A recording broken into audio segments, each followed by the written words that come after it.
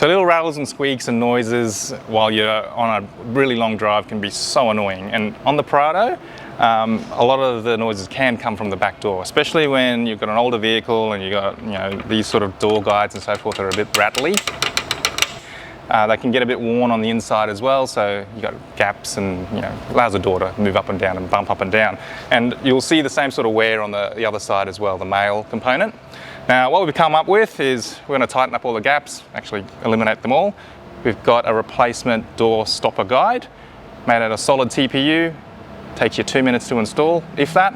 So let's go ahead and put this one in and show you the difference it makes.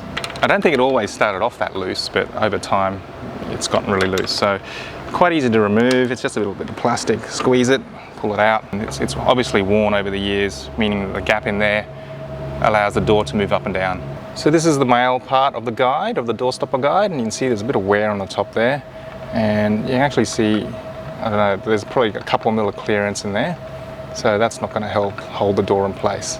Here we have the original Toyota guide and the replacement guide we've come up with. You can see that the width of the slot there, the gap is actually smaller, so it's much tighter. Will hold that door guide in place. So really easy to install, no tools required. It just slots in place right there.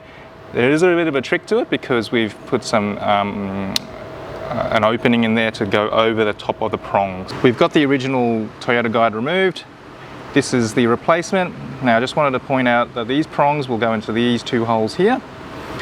So the first thing to do is actually to get those started into those openings. So I've got the top one in and the bottom one I can feel is in. Now I can push and get those prongs into those two slots and just push in and it locks in there beautifully and we're done. Now this gap is a lot smaller than the original Toyota one and fits nicely over the male component of the stopper assembly. So we'll close the door and show you what difference it's made.